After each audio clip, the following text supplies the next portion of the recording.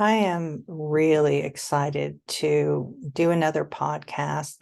And it's just been fun because I haven't gone through them in any order. I just do what I've been telling everybody to do, what I've been telling my sister, who I've been ministering to recently, to just follow his lead.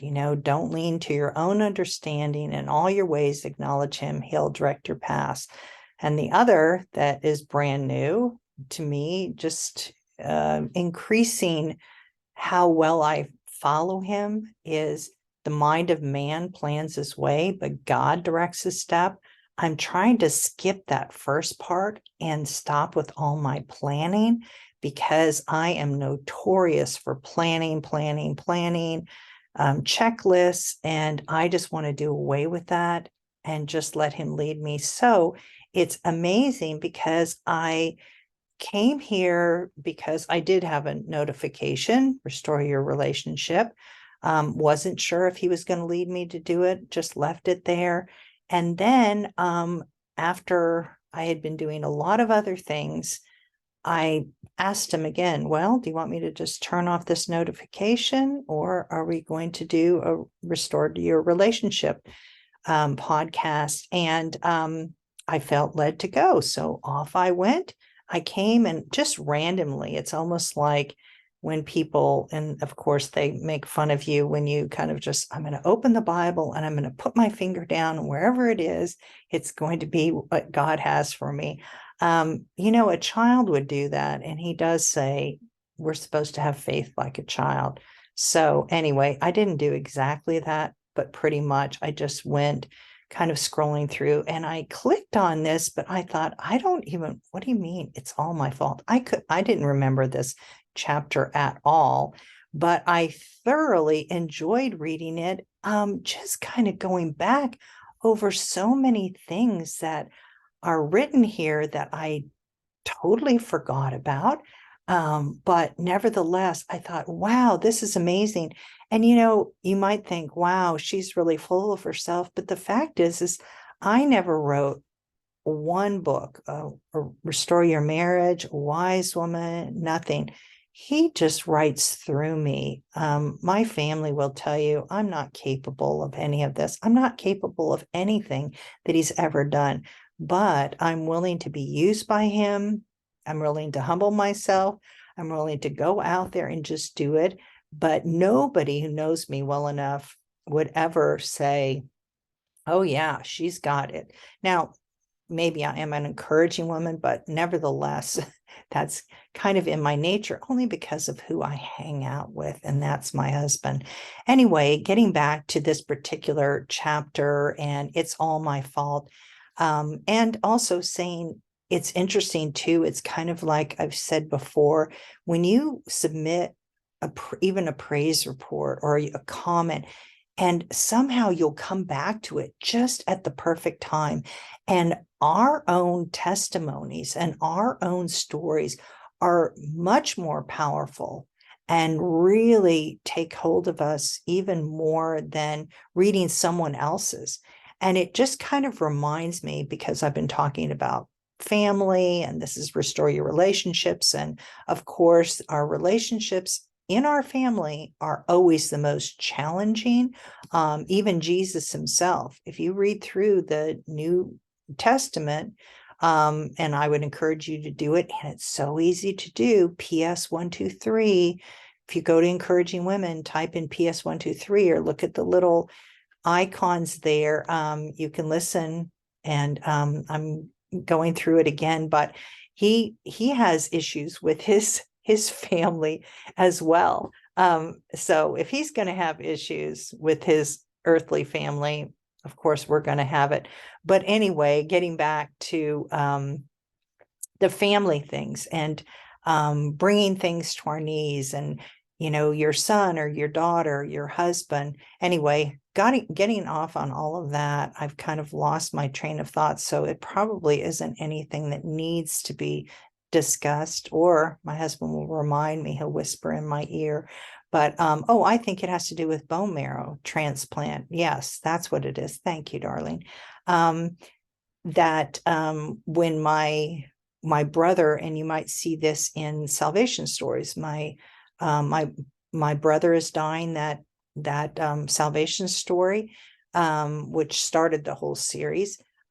He was dying of leukemia and he needed a bone marrow transplant, and I wasn't a match, and you had to match it. But now, and I do know in a lot of situations, if it's not that serious of a leukemia, they'll collect your own bone marrow, and you're able to use that later on, because anything that's actually from us is going to be more powerful. So this is just encouraging you. Comment, submit praise. You never know when it might come back to you just when you needed it. I've read so many times where someone submitted something, and because we had so many, we were at that time just spreading them out.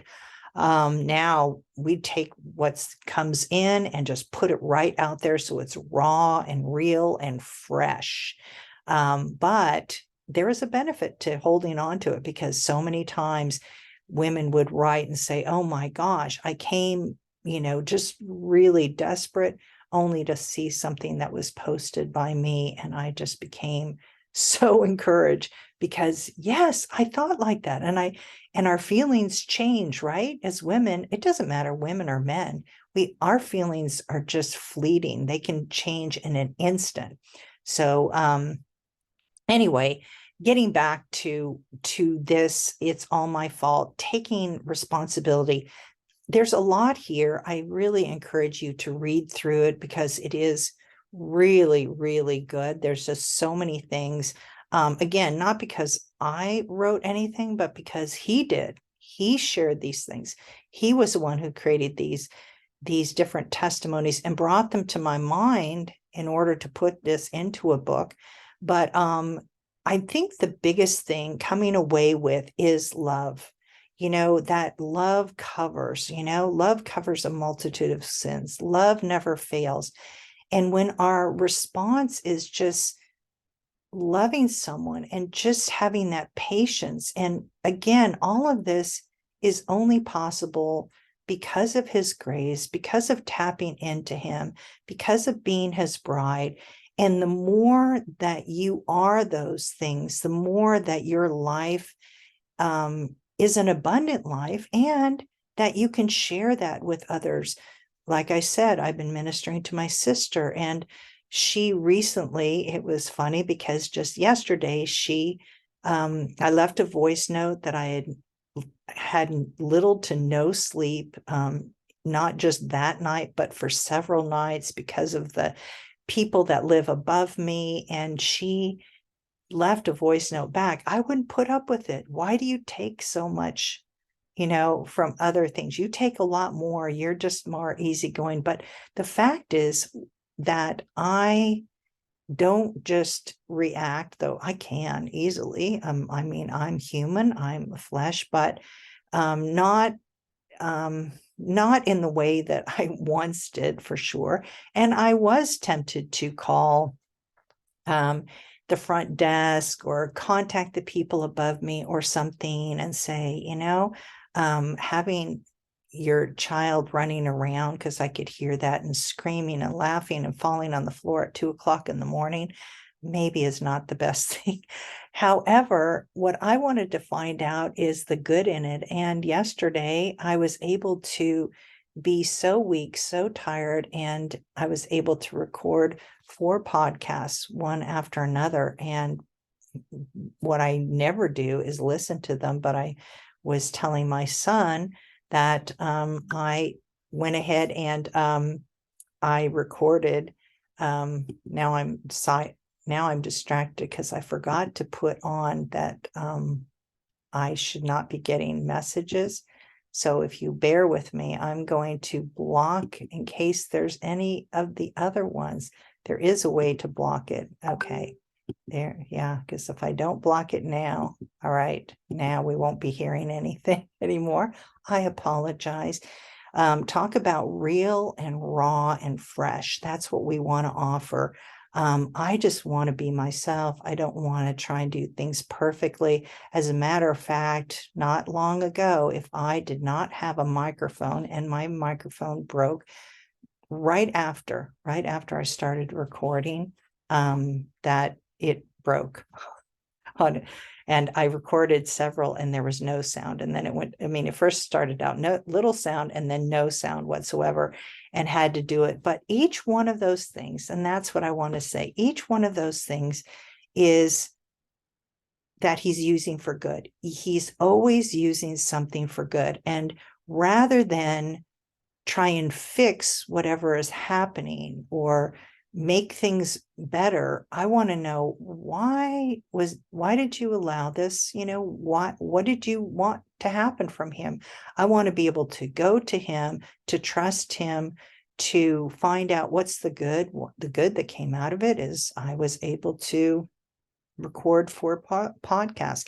I was ordered to minister to my sister about that and why, and saying I want to use it for good.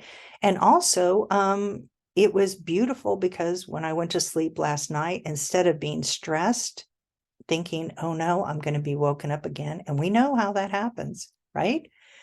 I thought, okay, well, darling, if you want me to sleep, then you're going to have to do something, because the moment I even thought, okay, I think I'm going to go to bed now, I started hearing crashing and all kinds of things above me in the living room. And I thought, okay, well, that's fine. Fine, whatever. I'll be up all night. Maybe you have other plans. But one thing is I'm not going to be distressed, which causes disease. You're not at ease, dis-ease. And not that I'm trying to protect my health, because he's going to do that as well.